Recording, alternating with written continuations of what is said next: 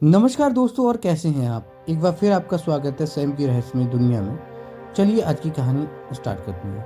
सोचिए, एक ऐसी जगह जहां सुरक्षा इतनी सख्त थी कि खुद पुलिस भी कहती थी यहाँ चोरी करना नामुमकिन है। लेकिन एक रात 100 करोड़ रुपए गायब हो गए।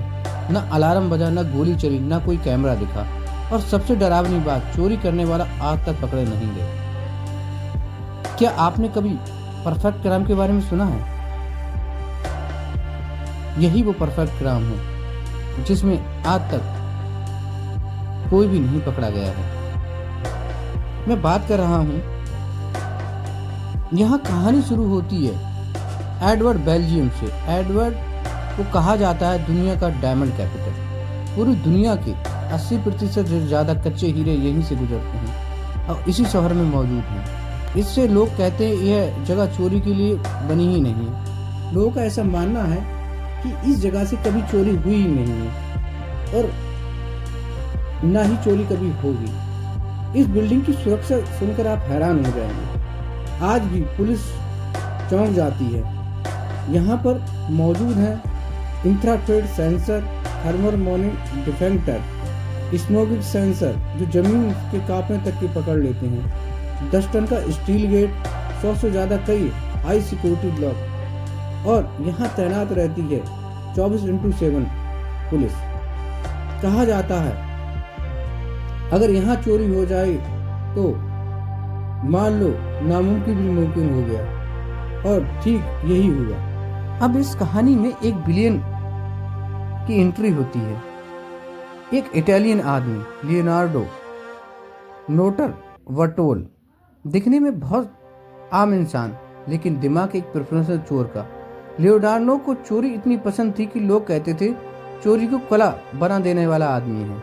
उसने आज तक कोई भी चोरी जितनी भी की थी कभी पकड़ा नहीं गया। उसने इस चोरी के लिए कोई जल्दबाजी नहीं की। उसने सिर्फ 3 साल प्लानिंग में लगाए और उसने थोड़ी दूर पर उसके आसपास एक मकान किराए पर लिया और उसमें वह फर्जी डायमंड बिजनेसमैन बनकर रहने लगा। वो हर कैमरा, हर सेंसर, हर गार्ड की आदत सब कुछ नोट करता था।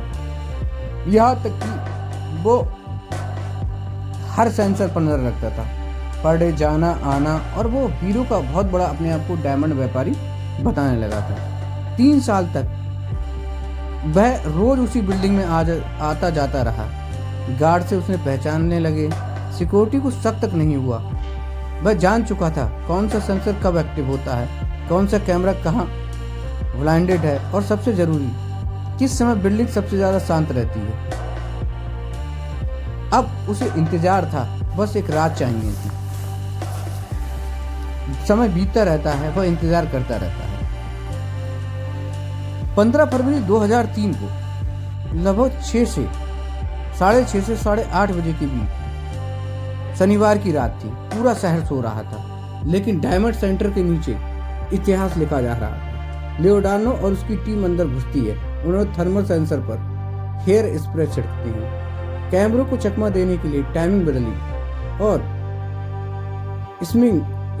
स्मोकिंग सेंसर को बेहद हल्की फुल्की मूवमेंट से पार किया, और फिर 10 टन का स्टील गेट पार हो गए। अब तिजोरी के अंदर से 160 सेफ लॉकर, टीम ने 123 लॉकर खोल डाले। हीरे, सोना, महंगी ज्वेलरी और कीमती दस्तावेज सब कुछ बैग में भर लिया। ताज्जुब की बात यह है कि ना तो एक भी अलार्म बजा, ना ही एक भी कैमरा एक्टिव हुआ, और कुल इसमें मानते हैं कि ये लगभग $100 मिलियन से ज्यादा की कीमत का सामान था। अगर आज के हिसाब से लगभग हम करीबन माने तो 80 से 100 करोड़ रुपए। इसीलिए कहा गया दुनिया की सबसे बड़ी साफ चोरी। अब जब चोरी हो गई तो ये पूरी तरह से शहर में फैल गई। पुलिस पूरी तरह फेल हो चुकी थी। कहते हैं ना कि चोर कितना भी होशियार हो, एक गलती जरूर करता है। लियोनार्डो ने क्या किया, जब वो लूट कर भाग रहा था तो एक कूड़े में बैग फेंका। उसी बैग में मिला, उसने कुछ खाना खाया था, उसका रैपर मिला और कुछ कागज मिले, और जब उसने खाना खाया था तो उसके फिंगरप्रिंट मिले। इसी गलती ने लियोनार्डो को पकड़ा गया। लेकिन यह कहानी खत्म नहीं होती दोस्तों।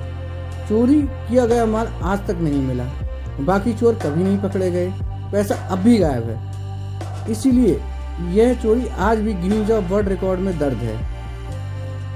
ये सवाल आज भी है, क्या सच में परफेक्ट क्राइम था? क्या आप सोचते हैं? अपनी कमेंट में राय मुझे जरूर बताइएगा। आज के लिए बस इतना ही दोस्तों, कल फिर मिलेंगे। धन्यवाद।